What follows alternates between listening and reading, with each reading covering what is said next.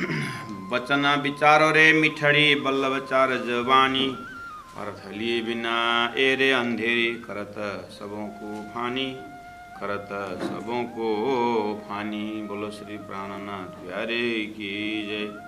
बचन विचारो रे मिठड़ी। प्रणाम सुंदर साधु जी, प्रणाम। परमादरणीय सुंदर साथ जी, हम एक ही भूमिका के अंतर्गत पिछले 5-7 दिन से श्रवण कर रहे हैं और महामती प्राणनाथ जी अपनी जागरणी अभियान में सूरत पहुंचे हुए हैं। 17 महीना रहे 1729 में। तो 17 महीना के अंतर्गत में बहुत महामती प्राणनाथ जी जैसे व्यक्तित्व 17 महीना तक एक शहर में, एक नगर में रहना अपने आप में बहुत ही बड़ा कीमती समय है। और ऐसे सक्रिय व्यक्तित्व महामती प्राणनाथ जी उन वल्लभ संप्रदायों के साथ, अर्थात कृष्ण भक्ति के कृष्ण धारा के साथ कृष्ण के त्रिधा लीला के ऊपर चर्चाएं होती रहती है। तो आइए इस प्रकरण में अब हम प्रवेश करते हैं। बचन विचारो रे मिठड़ी वल्लभाचार्य जवानी। वल्लभाचार्य के विषय में कल हमने पूरा एक क्लास के सनातन धर्म में जैसे ही संप्रदायवाद शुरू होता है, कृष्ण भक्ति के साथ साथ नया संप्रदायों का श्री गणेश भी होता है। तो उसी में से विष्णु श्याम संप्रदाय के जब आगे निकला तो वल्लभाचार्य उसमें आसन ग्रहण किए, उन्होंने गादी ग्रहण किए। तो उसी को उन्होंने फिर संप्रदाय को वल्लभ संप्रदाय नाम से आगे बढ़ा। तो वल्लभाचार्य वाणी, वल्लभाचार्य जी जो वाणी है, जो उनके साहित्य बोलूं या उनका विवेचन बोलूं, श्रीमद् भागवत को उन्होंने सुबोधन टीका की, तो उनके अर्थ जो कृष्ण की जो प्रेम, कृष्ण का रस, कृष्ण कथा की जो रस है, कृष्ण लीला की जो रस है, उसको बहुत सुंदर ढंग से उन्होंने भाव से व्याख्या किया। तो कहते हैं कि मिठड़ी, बहुत मीठी वाणी है, लेकिन अर्थ लिए बिना एरे अंधेरी। लेकिन उनके अनुयायी लोग ये 400-500 वर्ष के बाद आते आते कुछ राम तेरी गंगा मैली हो गई जैसा हुआ होगा। तो प्राणनाथ जी बोलते हैं कि अर्थ लिए बिना, उसकी जो भाव, अर्थ मतलब वहाँ वल्लभाचार्य जिस भाव से उस प्रेम को उन्होंने कृष्ण लीला के, कृष्ण भक्ति के प्रेम की बात की थी, वो शायद जैसा उन्होंने भाव रखा था पीछे आने वालों ने उस भाव को नहीं समझा होगा। इसलिए प्राणनाथ जी कहते हैं कि अंधेरी धंधा चलाया है और करत सबों को फानी। फानी का अर्थ होता है फंसाना और फानी का अर्थ होता है बिल्कुल नाश करना। तो अब ऐसे अर्थ से अब सब फानी, अर्थात सबको नुकसान पहुंचेगा।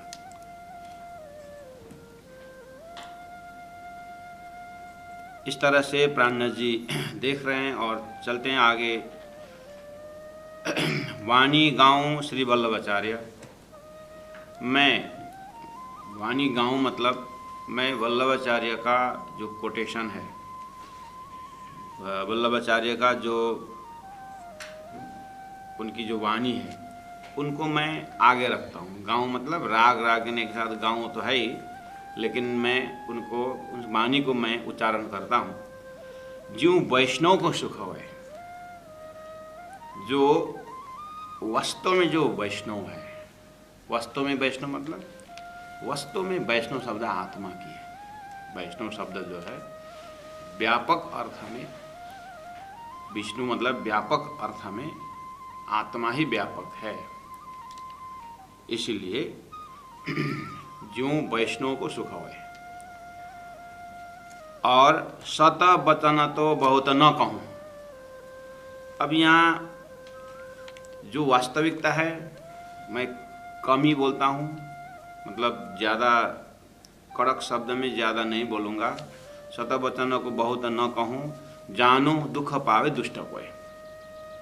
क्योंकि अब मैं वास्तविक में जब वल्लभाचार्य जी ने वास्तविक की जो वाणी है उनकी, अब उनके प्रसंगवश लेके आऊँ तो बहुत सारे लोग झूठे साबित हो जाएंगे। इसीलिए और जिनको जो झूठे साबित हो गए तो वो तो बेचारा बहुत उनको दुख होगा, कष्ट पहुँचेगा। इसलिए मैं सत वचन तो बहुत न कहूँ, अर्थात मैं ज़्यादा समय लेकर के इस चीज़ के ऊपर व्याख्या नहीं करूँगा, कम ही समय लूँगा। सत बहुत न कहूँ मतलब ज़्यादा लंबा प्रवचन नहीं करूँगा और ज़्यादा प्रसंग को नहीं, कम प्रसंग ला करके मैं संकेत करता हूँ। क्योंकि जितना ज़्यादा मैं उसका व्याख्या करने लगूँ, ज़्यादा रूल रेगुलेशन में करने लगूँ तो क्या होगा कि उतने ज़्यादा लोग परेशान हो जाएंगे। जैसे मान के चलिए उन्होंने अगर रखे हैं 25 अगर रूल हो, अब 25 का 25 रूल में चलो 10 अगर 10 प्रैक्टिस कर नहीं पाए तो 15 होगा ना। तो 10 को करने 15 तो कम से कम उस नियम को पालन करना चाहिए। अब उसमें कोई 15 कर रहे हैं, कोई 12 कर रहे हैं, लेकिन कोई 2-4 ही अगर नियम पालन कर रहे हैं तो 15 लिस्ट करने लगे तो बेचारा ये दो को तो दुखी होगा ना। हम ये भी इसमें हम फेल हो गए, इसमें भी फेल हो गए करके। अगर जिनको 15 का 15 जब 25 में 15 रूल जब प्रैक्टिस कर रहे हैं और भी उनके तो और बाकी 20 अगर प्रैक्टिस की हो जिन्होंने, वो तो खुश हो जाएंगे। इसीलिए प्राणनाथ जी कहते हैं मैं ज़्यादा रूल रेगुलेशन बात नहीं करूँगा, क्योंकि मैक्सिमम तो यहाँ पर रूल को न अपनाने वाले हैं तो लोग दुखी हो जाएंगे। अब ए वाणी को टेढ़ा कहाओ, ये कौन तुम्हारा धर्म। अब ए वाणी को टेढ़ा कहाओ, गीता में जो बात कही है, अब हिंदू समाज के लिए गीता मुख्य ग्रंथ है। अब गीता की बात कहाँ तक हम प्रैक्टिस कर सकें, तो उसमें नहीं, ये गीता में नहीं, गीता में जैसे अपने जीवन में नहीं पा सके उस रूल को, जो ज्ञान को हम जीवन में उतार ना सके, तो हम बोलेंगे कि नहीं ये गीता में नहीं लिखा है, ये कहाँ का श्लोक डाल दिया। और गीता में मिला दिया, ओरिजिनल गीता में नहीं है, ओरिजिनल उपनिषद में नहीं है।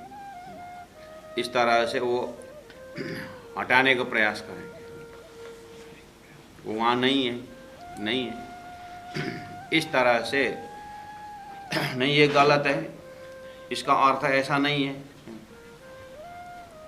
इस तरह से बोल सकते हैं। तो अब मैं वल्लभाचार्य की बात जब कहूँ तो लगता है आप लोगों को नहीं ऐसा नहीं है करके अगर बोलेंगे तो फिर उसी को बोले वाणी को टेढ़ा कहा। क्योंकि अब आगे जा कर के जब मैं वल्लभाचार्य का डिटेल के व्याख्या करूं तो आपको सहन नहीं होगा, तो आप बोलोगे वाणी को टेढ़ा कहा, वाणी में ऐसा नहीं है, नहीं ये वल्लभाचार्य जी ने ये नहीं कहा है, हो सकता है ज़्यादा हुआ, तो ये तो थोड़ा गलत हो गया। अब अपने को प्रैक्टिस कर नहीं सके तो अपने आप ये तो गलत है। पहला वाला में ऐसा नहीं था, बीच में वल्लभाचार्य जी आकर के जोड़ दिया। इस तरह से अनेक बहाना बना सकते हो। तो प्राणनाथ जी कहते तुम वैष्णव कहलाते हो और वाणी को टेढ़ा कहते हो, ये कौन है तुम्हारा धर्म। स्वयं अभ्यास नहीं कर सकते और वाणी को टेढ़ा कहते हो। वैष्णव कहा है कि उल्टे चलिए, वैष्णव कहलाते हो, और वैष्णव का जो धर्म है, वैष्णव का जो रूल है, उसमें से उल्टा चलते हो। ये नहीं तीन के कर्म, ये तो चलने वालों का उनकी गलती है। इस तरह से प्राणनाथ जी महाप्रभु सलाह भी दे रहे हैं, सुझाव भी दे रहे हैं। सुंदर साथ जी, अब इसका थोड़ा सा लोकेशन, जो अभी तो चौपाई टू चौपाई या उसका शब्दार्थ आपने देखा, अब इसी चौपाई को मैं थोड़ा सा सेकंड राउंड में जा रहा हूँ। अर्थ लिए बिना ये जो अंधेरी, एरे अंधेरी करत सबों की फानी। वल्लभाचार्य ने जो भाव कृष्ण भक्ति के धारा में रखे, उसको अर्थ लिए बिना मतलब कैसे समझेंगे? अर्थ लिए बिना तो छोटी सी उदाहरण उन्होंने दिया क्या है। जैसे आपको अब ये स्क्रीन में, मैंने पहले ही बोला हूँ, स्क्रीन में गेटअप अच्छा लेना होता है, बैकग्राउंड जो है उसको, उसके बैकग्राउंड के कलर देखना पड़ेगा। अगर वाइट आपको प्रिंट करना है तो बैकग्राउंड ब्लैक होना चाहिए, तब वाइट गेटअप अच्छा आता है। ऐसे ही ये जो प्रसंग को, जैसे अर्थ लिए बिना ये अंधेरी करत समों की फानी, जो वास्तव में वल्लभाचार्य ने क्या पकड़ाया और बाद में जा कर के लोगों ने कैसे उसको अपनाए, क्या पकड़ाए थे और क्या पकड़े लोगों, ऐसा होता है। तो इसको मैं अपनी तातंबानी के हिसाब से कहता हूँ। प्राणनाथ जी ने कहा, राहा अति बारीक है, तीना बारीक पर बारीक, साथे लय लिख जाए हेरी, ताथे उतरे लिखते लिख। ये चौपाई प्राणनाथ जी का कहाँ से, शाम प्राणनाथ जी का क्या भविष्यवाणी है ये, कि या अपने ज़माने में उन्होंने जो 5,000 का जमात है, उस जमात ने ही तत्कालीन समय में ही जो मैं बोल रहा हूँ वही नहीं कर रहे हैं, कि ऐसा दिखाई दिया होगा इसलिए तो बानी हो, ऐसे तो चौपाई उतरी। राहा अति बारीक है, परादशरथ प्रेम लक्षण भक्ति का मार्ग जो है राहा अति बारीक, बहुत ही सटल है, बहुत ही बारीक है। अब तीना बारीक पर बारीक, पहले ही कृष्ण भक्ति बारीक है, और उसमें भी सदगुरु देवचंद्र जी महाराज ने प्रतिपादन किया हुआ परादशरथ प्रेम लक्षण भक्ति का मार्ग जो है वो और बारीक। तो राहाति बारीक, तीन बारीक पर बारीक, और साथ लय लिख जाहिरी, और सुंदर साथ ने तो जाहिरी ले लिया, ताते उतरे लिखते लिख, वो जाहिरी भी नहीं अपना सके और आचरण में आते आते तो सुदूर चले गए। ऐसा तो प्राणनाथ जी अपने ही समय में देख रहे हैं, सदगुरु समय का सुंदर साथ की तपस्या, और अपनी प्राणनाथ जी महाप्रभु के अपनी व्यक्तिगत तपस्या, और सदगुरु को कितने प्यार सेवा से रिझा करके सदगुरु का ज्ञान ले करके अपने से थोड़ा खुला करके दिए। अब इतने तो मेरे जैसे सब कौन तपस्या कर सकते हैं, इसलिए थोड़ा सा उसको हल्का करके या कंसीडर करके परोसने लगे, और सुंदर साथ उतना भी नहीं उठा पाए। ऐसे करते करते तो यही कुछ दिखाई दे रहा है, इसलिए तो कहे तीन बारीक पर बारीक, साथ ले लिख जाहिर, ताथे उतरे लिखते लिख। ऐसा तो नहीं हो रहा। तो ये अर्थ लिए बिना ये अंधेरी, खाली अभी वल्लभाचार्य के प्रसंग में खड़े होकर के चौपाई को देखें, उन्होंने क्या दिया। कल हमने वल्लभाचार्य की एक मान्यता को हमने स्पष्ट किया है, मैं वहाँ से एक कोट करता हूँ। उन्होंने शास्त्र में सार श्रीमद् भागवत दिया, और श्रीमद् भागवत में भी सुबोधिनी टीका दे करके उन्होंने भागवत के जो रास पंचाध्याय को उन्होंने बहुत ही भाव के साथ उस रस को पिलाने की कोशिश की। अब उनके पीछे जो उनका सेकंड सन जो विठल, उनके समय तक ये गया। बाद में प्राणनाथ जी कहते हैं कि बेचारा वो भी कितने को संभाल पाएंगे। तो ऐसे होकर के लास्ट में तो श्रीमद् भागवत तो पढ़ रहे हैं, लेकिन वहाँ श्री कृष्ण के अनन्य भक्ति का जो प्रतिपादन किया था, यहाँ आकर पूरा 33 कोटि तरफ लग गए। कहाँ गुरु ने क्या लक्ष्य दिया? कम से कम कुछ समझे बिना अगर इतना भी तो नियम तो पालन करते, एक परमात्मा श्री कृष्ण के ऊपर तो डेडिकेट होते। लेकिन आते आते तो राम तेरी गंगा मैली हो गई। बस एक उदाहरण दे रहे, इसलिए अर्थ लिए भी नहीं अंधेरी। किस भाव और किस अर्थ से वल्लभाचार्य जी ने सुबोधिनी टीका के द्वारा रास पंचाध्याय में जोड़ दिया था, श्रीमद् भागवत की बात है। अब उसको न लेने के कारण क्या हुआ? करद सबों की फानी। अब सबको जितने भी फॉलोअर्स उनके पीछे आएंगे वो तो सब नाश होने का मतलब, फानी मतलब सब नष्ट होने वाले। गुरु ने दिखाया मार्ग पर न चले तो उनका तो नाश होना ही है।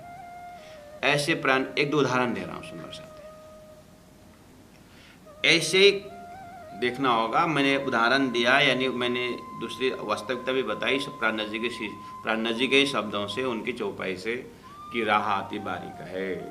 तो इसका मतलब इस तरह से कुछ न कुछ गड़बड़ जरूर है। इसलिए वाणी गांव श्री वल्लभाचार्य में वल्लभाचार्य के प्रसंग लेके आऊँगा। जो वैष्णव को सुख है, जो वास्तव में जो सही मार्ग चल रहे हैं, वो तो खुश हो जाएंगे। मैं एक प्रैक्टिकल बात कर, एक जगह मैं प्रवचन कर रहा था सुंदर साथ जी, सत्संग में ही। सुंदर साथ एकदम बैठे, और सुंदर साथ ने अपने अड़ोसी पड़ोसी भी ले आए, क्योंकि वो खाली सत्संग नहीं था, वो 2 घंटा का मेरा शिविर ही था।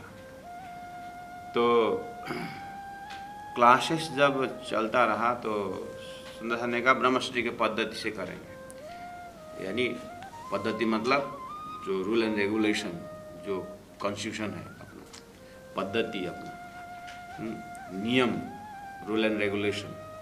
तो सतगुरु ब्रह्मानंद है, सूत्र अक्षर रूप सिखा सदैने से परे। तो 2 घंटा का टाइम लेकर के उसमें मोटा मोटी हमने क्लास करना शुरू किया। तो रूल एंड रेगुलेशन है। अब वो तो सिद्धांत है, वो तो अब उसको फॉलो कर पाए ना पाए वो हमारी समस्या है।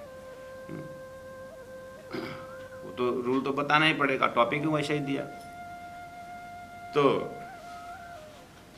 उसमें मैंने एक सेंटेंस कहा कि सुंदर साथ जी कि जहाँ शास्त्र खत्म होता है वहाँ से तारतम शुरू होता है, और तारतम का शास्त्रार्थ यहाँ धरती के लोगों से नहीं होगा। तारतम का शास्त्रार्थ तो सतलोक में ब्रह्मा विष्णु महेश जो 3 जने हैं ना, उनके वहाँ से डायरेक्ट टॉक होगी, उनके साथ डायरेक्ट शास्त्रार्थ करके वह उससे ऊपर जाने की बात होती करके ऐसे ही मैंने प्रस्तुति रखा। और जहाँ शास्त्र खत्म होता है वहाँ से तारतम शुरू होता है। जैसे रास का सार, भागवत का सार रास होता है, और रास का प्रेम जब होने के बाद अब वहाँ प्रतिबिंब रास और बिंब रास का विवेचन करने के लिए तारतम सागर रास से शुरू होता है। भागवत एंडिंग होता है रास में, यानी नाम में कृष्ण, लीला में रास, स्थान में वृंदावन। इस तरह से भागवत का ही एक कंक्लूजन लिखेंगे। ऐसे वेदों का भी निकालेंगे, वेदों का भी जहाँ पर लास्ट होता है वहाँ से तारतम किस तरह से जाता है। तो अगर भागवत को देखेंगे तो 10वें स्कंद, उसमें 90 अध्याय, उसका भी सार रास पंचाध्याय। तो रास पंचाध्याय में भी रास रमते रमते रमते रमते श्री कृष्ण अंतर्ध्यान होते हैं। श्री कृष्ण अंतर्ध्यान होना ये संसार के हिसाब से ये अंतिम है। रास अंतर्ध्यान हुए क्यों? रास में श्री कृष्ण अंतर्ध्यान हुए क्यों? बोले सखियों में भी विशेष राधा जी में जब चल नहीं पाती हूँ मैं, मुझे उठा के ले चलो, ऐसा एक्सप्रेशन जब उनका हुआ तो श्री कृष्ण ने कहा जो आओ, तो अपने कंधे को उन्होंने आगे रखे तो राधा उसके ऊपर बैठने के लिए तैयार भी हो गई। उसी समय में श्री कृष्ण अंतर्ध्यान हो गए। अब ये लास्ट है, क्लाइमेक्स है भागवत का ये। तो यहाँ पर अब विवेचन कहता है कि भक्तों में, ज्ञानी में ज्ञान का जब अहंकार आता है तो वो नष्ट होता है। कर्मयोगी में कर्म के ऊपर जब स्वार्थ आता है तो कर्मयोग खत्म होता है। ऐसे ही भक्त में भक्ति का अहंकार जब आता है तो भगवान दूर चले जाते हैं। इसलिए अब इतना विवेचन देकर के, इसीलिए हमारे भागवत श्रवण में हमने ये सार मिला कि हम जो भक्ति कर रहे हैं, भक्ति में अहंकार नहीं आनी चाहिए। इतना करके जो एसेंडिंग ऑर्डर में जा रहा था भागवत, अब यहाँ इतना बोलने का डिसेंडिंग ऑर्डर शुरू हो जाता है, मतलब क्लाइमेक्स है। अंतर्ध्यान के विषय में यही चर्चा है, इतना ही। अब वहाँ से तारतम्य शुरू होता है। तारतम्य क्या कहता है? हो रास में श्री कृष्ण अंतर्ध्यान हुए ना ब्रजमंडल वृंदावन में, वो अंतर्ध्यान होने का मुख्य कारण है अक्षरधाम में अक्षर जग गए, और जगने में अक्षर परब्रह्म ने जब जोश लियो खींच कर तब चित्त चौंक भय अक्षर। जब राज्य ने जोश खींच लिया अपना तो अक्षरधाम में अक्षर जग गए, तो वृंदावन में श्री कृष्ण अंतर्ध्यान हो गए। तो इसका कनेक्शन कहाँ से है? जहाँ रास खत्म हुआ, तारतम्य शुरू हुआ। ये धरती का विवेचन ये अंतर्ध्यान में खत्म हो गया। अब यहाँ से तारतम्य कहना शुरू हो, अंतर्ध्यान होने का महाकारण यहाँ है करके प्राणनाथ जी ने वो इस तरह से उसका सूत्र बता। उदाहरण देता हूँ, अंधेरा कमरा में कुछ लाइट तो बाद में पता चला, लेकिन कुछ है। अंधेरा कमरे में आप जाइए और कुछ रिफ्लेक्शन, कुछ लाइटिंग हो रहा है, कुछ चमक रहा है, तो आपने जा करके उठाने की कोशिश किया, वो तो अपने हाथ में दिखाई दी, फिर हाथ से इस हाथ में गया, फिर यहाँ जाता है, यहाँ जाता है, यहाँ जाता है, ऐसे करते करते देखा तो ऊपर ऊपर ऊपर ऊपर छत में पहुँचे आप। ये छत करके भी पता नहीं है, लेकिन बाद में पता चला कि उस छत में से कुछ आया है बाहर से। मैं उदाहरण दे रहा हूँ क्योंकि आप जानते हैं, इसीलिए प्रश्न हो गया कि ये ऐसा ऐसा करते गए क्या कर रहा है, क्योंकि आपके पास ज्ञान है कि अंधेरा कमरा बोला और कमरा के बाहर से कुछ प्रकाश अंदर। ये प्रकाश शब्द आपको कहाँ से आ रहा है? क्योंकि आप जानते हैं ये छत में छेद है, उस छेद में से सूर्य का अनंत रोशनी, अनंत प्रकाश में से कुछ छेद से